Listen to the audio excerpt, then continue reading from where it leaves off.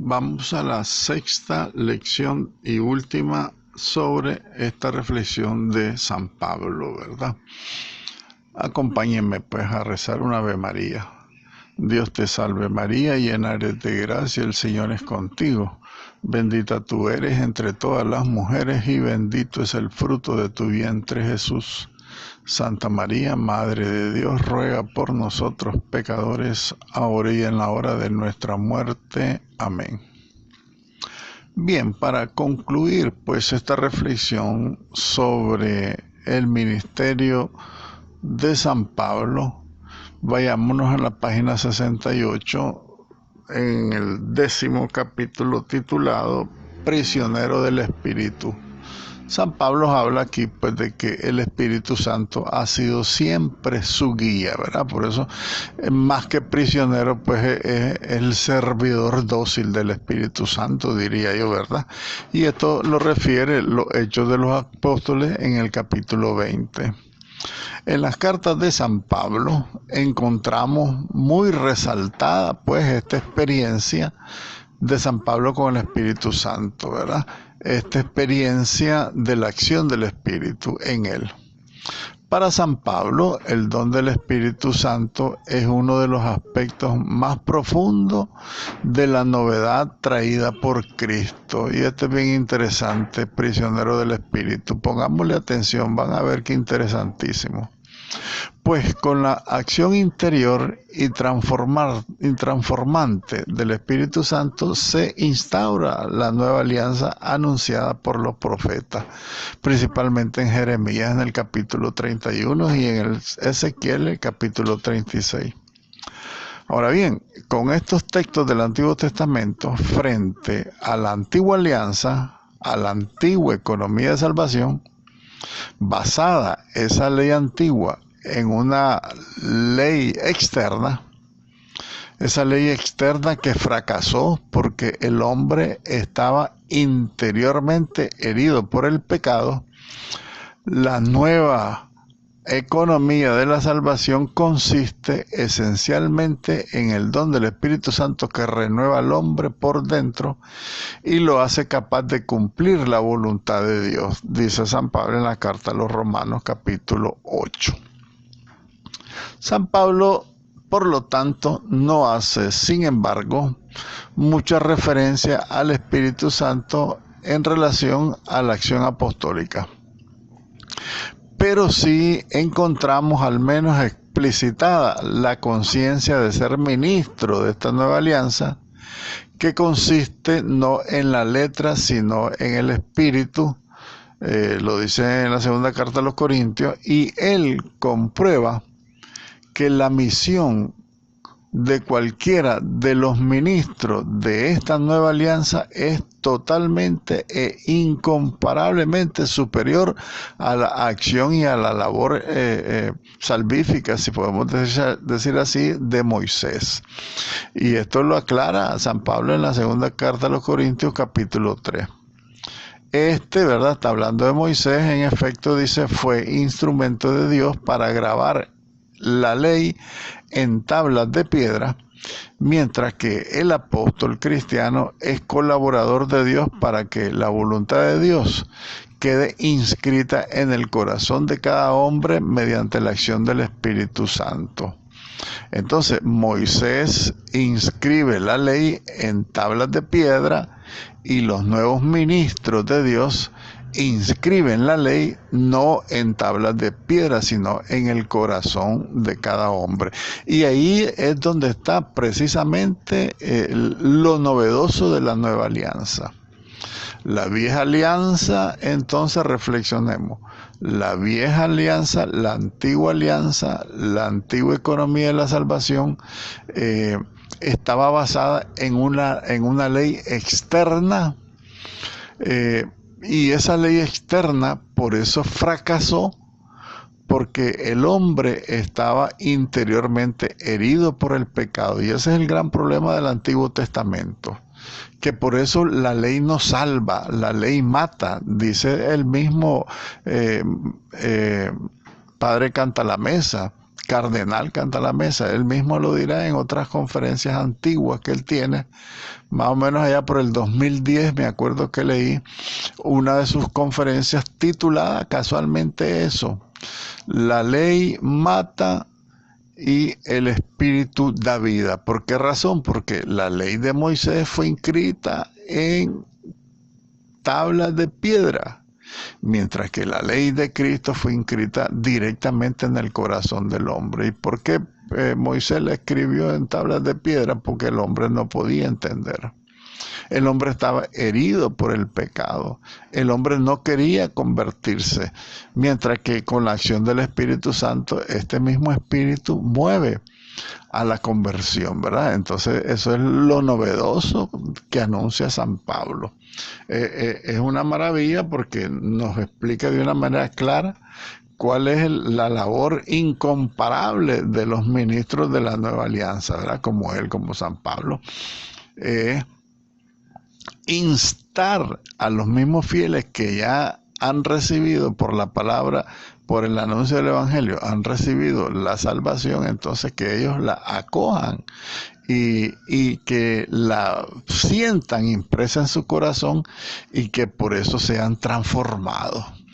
Por eso San Pablo habla de ministerio del Espíritu, porque toda la acción del apóstol San Pablo consiste en ponerse al servicio de la acción del Espíritu Santo para que se produzca en cada hombre pues esa maravillosa transformación interior a inspiración del Espíritu Santo, que hará de cada uno de los cristianos una criatura nueva. Por lo tanto, mientras la pura ley mata, decíamos, ¿verdad? La ley mata, el Espíritu da vida. Dice San Pablo, mientras la ley mata, pues enseñó lo que hay que cumplir, pero esa ley no da fuerza para cumplirlo.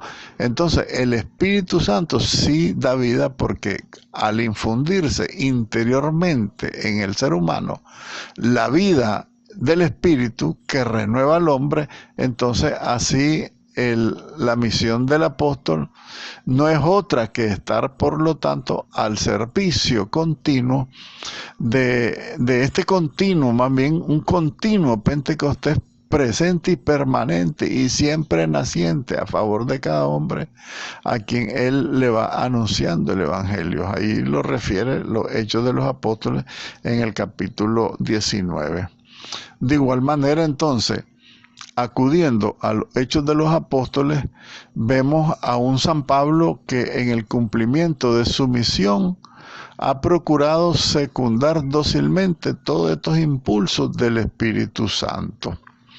En los Hechos de los Apóstoles, capítulo 16, por ejemplo, en ocasión de su segundo viaje misionero, leemos esta misteriosa palabra. Dice: atravesaron Frigia a la región de Galicia, pues el Espíritu Santo le había impedido predicar la palabra en Asia. Entonces ahí estamos ya cerca de Misia. Intentaron dirigirse a Bitinia, pero no se los concedió, no se los consintió el Espíritu Santo. Y a continuación se nos narra, pues, ¿verdad?, la visión que tuvo San Pablo, en la que un macedonio le pedía ayuda. Entonces tuvo esa visión, una manifestación del Espíritu Santo. Entonces por ese modo de evangelizar a Filipo, el evangelio entra triunfante pues en Europa, porque ese macedonio se le manifestó espiritualmente, pidiéndole ayuda a San Pablo, que tenemos que entender que fue el Espíritu Santo. Entonces, por lo tanto, el Espíritu Santo es el que lo llevaba, es el que lo guiaba a San Pablo.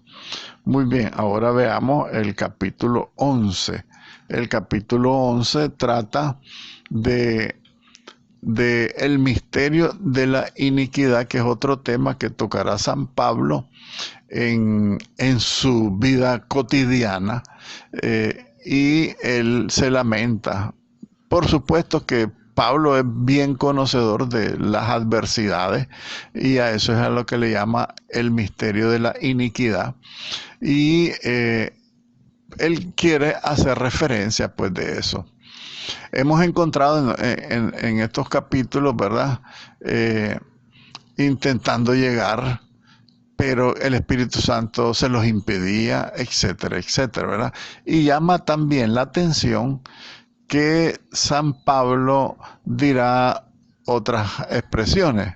Dice, quisimos ir a ustedes, yo mismo, Pablo, lo intenté una y otra vez, pero Satanás no nos lo impidió, dice a los tesalonicenses en la primera carta, en el capítulo 2. Aquí, en esta referencia que hace San Pablo, no es Dios quien le impide un determinado proyecto de los apóstoles, ¿verdad? Y principalmente San Pablo, con la intención de sacar adelante otro proyecto suyo. Aquí, el que obstaculiza la acción evangelizadora de los apóstoles es otro. En esta referencia del misterio de iniquidad es Satanás, el adversario que quiere ponerle trabas. Ahora bien, en toda la tradición bíblica es muy conocido este personaje, enemigo del hombre, adversario de Dios y de sus planes. Ya lo vemos incluso desde el inicio del Génesis, el demonio está interfiriendo pues en los planes de Dios y en los planes del hombre. Y San Pablo es consciente de esa acción maléfica.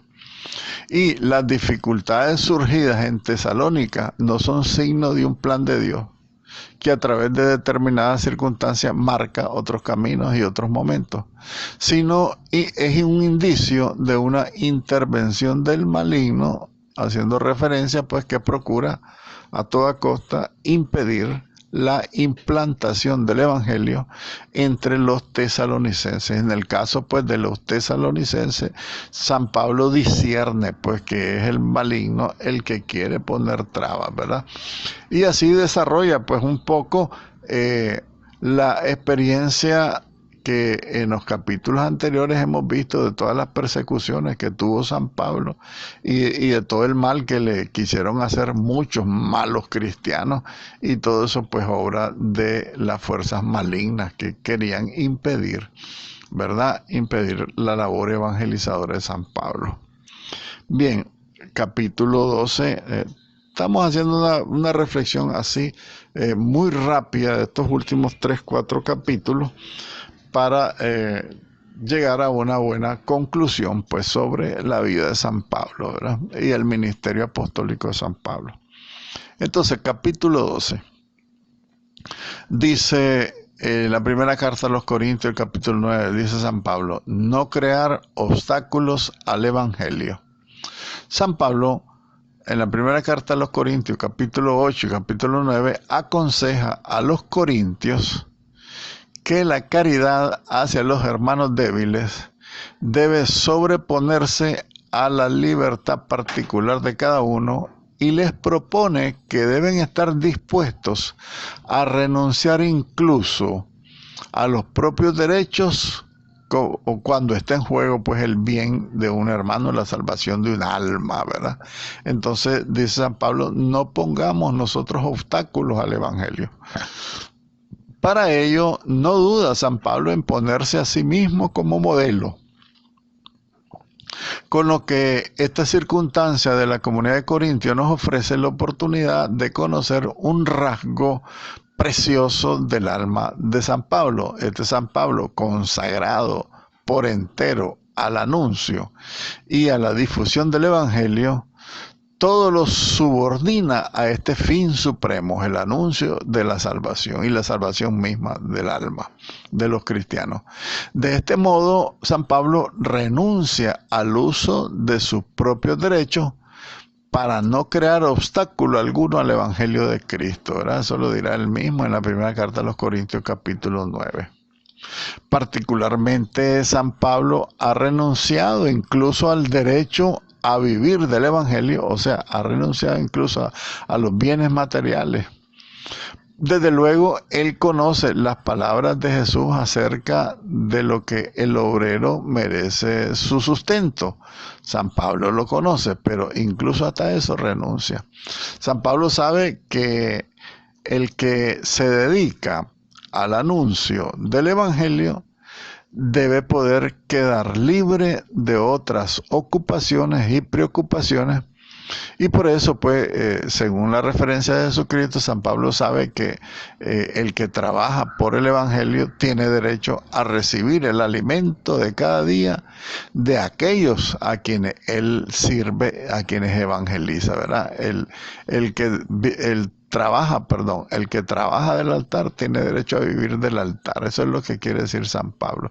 Sin embargo, él renuncia hasta de ese derecho porque él no quiere ser obstáculo del evangelio, o sea, de la predicación, de la acción del Espíritu Santo en cada alma. Él no quiere ser obstáculo, porque a veces hasta dar dinero, el alma peca, porque emite juicios y reniega. Entonces San Pablo hasta de eso quiere renunciar para no ser obstáculo al Espíritu Santo.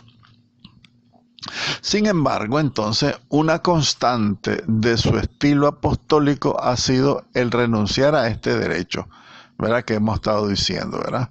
Porque San Pablo prefería trabajar día y noche con fatigas y con cansancio para no ser una carga para nadie, decía en la segunda carta a Tesalonicenses capítulo 3. Además del peso de las fatigas apostólicas, San Pablo ha cargado sobre sus hombros la fatiga de ganarse el pan de cada día para sí mismo y para sus compañeros. Él trabajaba. Así dice los Hechos del Apóstol capítulo 20. Trabajando como tejedor de tiendas, él ha preferido no ser gravoso a nadie. Es un ejemplo, pues, para que todos imitemos, ¿verdad? No vivir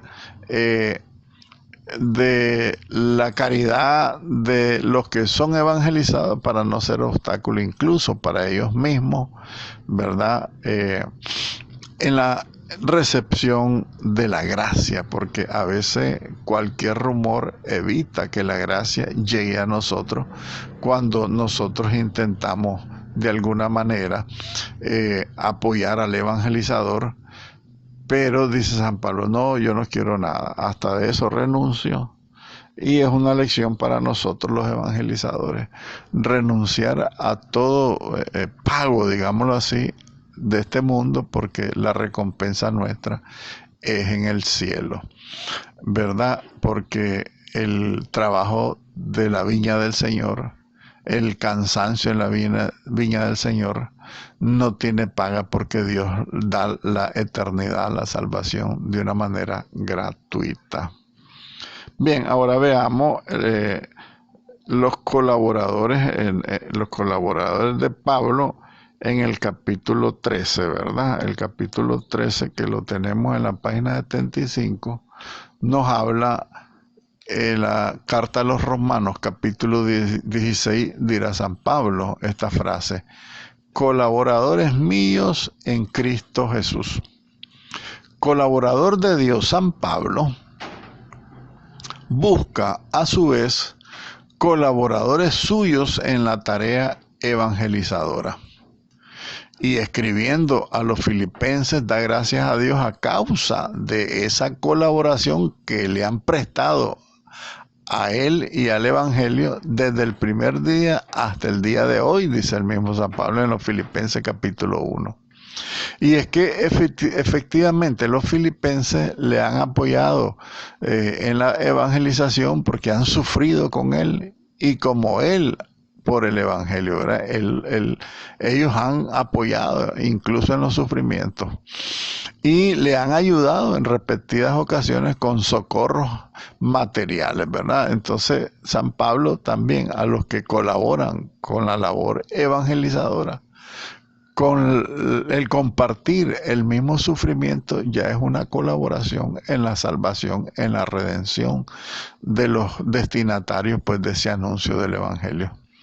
Ciertamente tenemos que borrar esa falsa imagen de un San Pablo actuando individualmente o como francotirador. Podemos pensarlo, porque hay muchas referencias donde San Pablo se dirige a los apóstoles y él hace alarde de su labor apostólica cuando dice, yo soy más que los apóstoles, porque ciertamente lo dice, porque él se quería gloriar no en lo que él hace, sino en lo que Cristo hizo en él.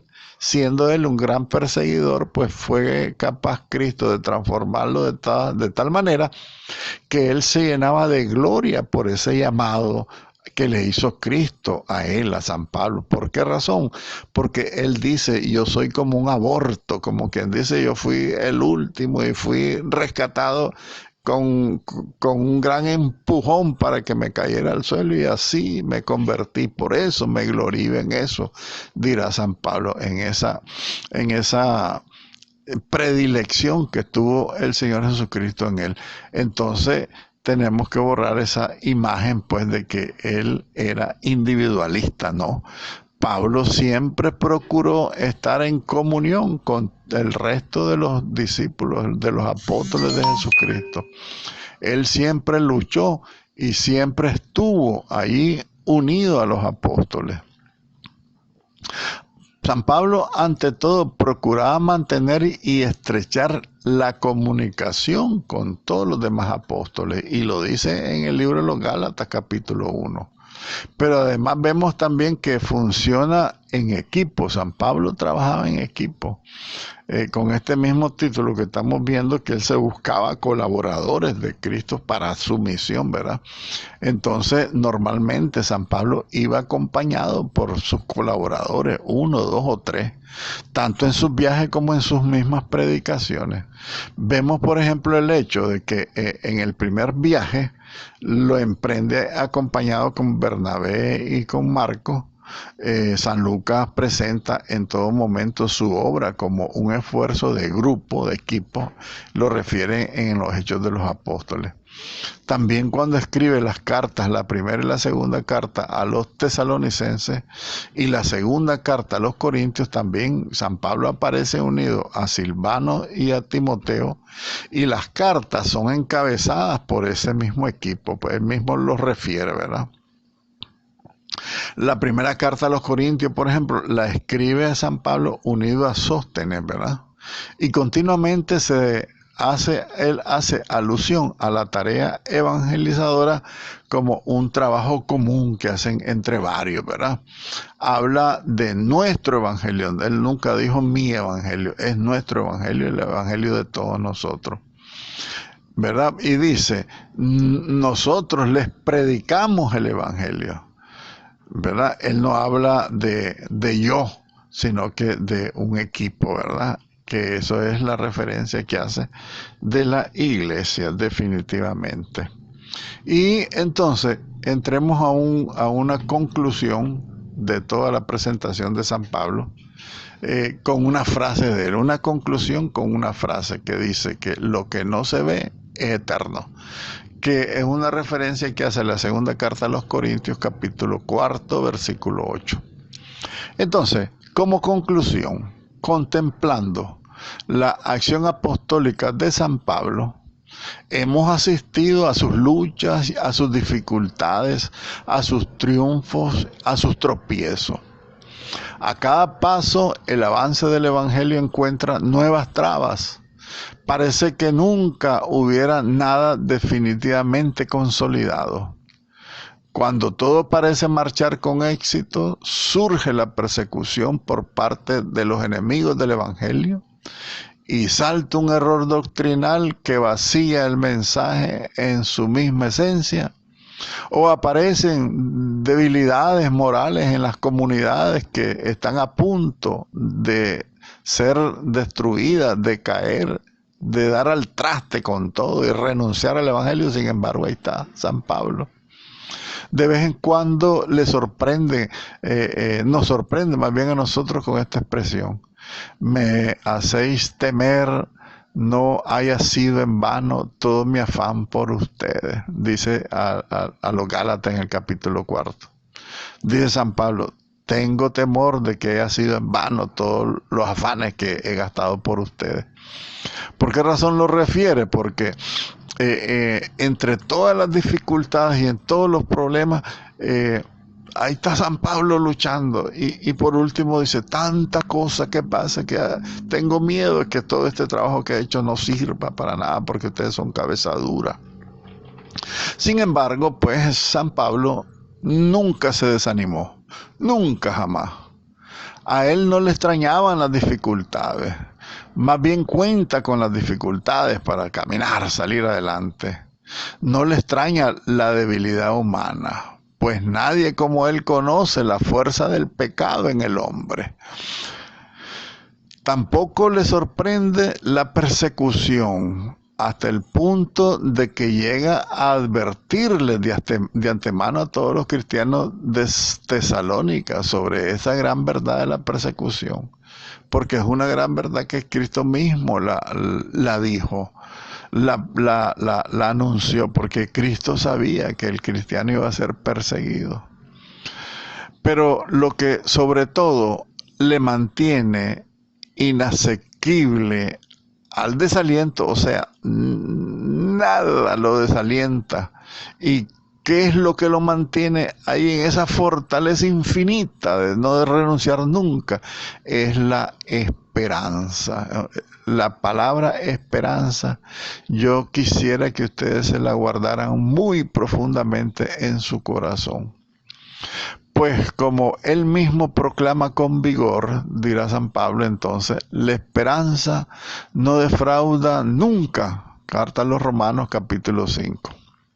Entonces, es una característica esencial de la esperanza que es la tenacidad, el aguante ante todas las dificultades. San Pablo, que está cierto de alcanzar lo que espera, por esa esperanza soporta con paciencia todas las adversidades del camino. Y San Pablo por eso sabe muy bien en quién ha puesto su confianza, su esperanza. ¿En quién ha puesto su esperanza San Pablo? Nada más y nada menos que en Cristo Jesús, pues su Señor, ¿verdad? Entonces, a este respecto es significativo, por lo tanto, el hecho de que la oración de San Pablo por sus cristianos insistirá en suplicar la gracia de que estén preparados el día de la venida última de Cristo, que esperen en Cristo para que sean irreprochables el día de nuestro Señor Jesucristo, dice en la primera carta a los Corintios capítulo 1. También dirá, lo que pido en mi oración es que vuestro amor siga creciendo cada vez más para ser puros y sin tacha para el día de Cristo. La carta a los Filipenses capítulo 1. También dirá que todo vuestro ser, espíritu, alma y cuerpo se conserven sin mancha hasta la venida de nuestro Señor Jesucristo. Todo esto es la virtud de la esperanza, ¿verdad? San Pablo, que confía plenamente en Dios, en Cristo, esa es su oración, insistentemente por todos sus evangelizados. Que no pierdan nunca la esperanza, ¿verdad? Y que con la esperanza se mantengan puros, sin mancha, para la venida de Cristo. San Pablo, por lo tanto, no se deja engañar por las apariencias, porque él, apoyado en la fidelidad de Dios, espera alcanzar la fidelidad y la perseverancia final de todos los que a él han sido confiados, ¿verdad? Todos sus destinatarios. San Pablo, como confía en Dios, él confía también en la perseverancia final de todos los cristianos.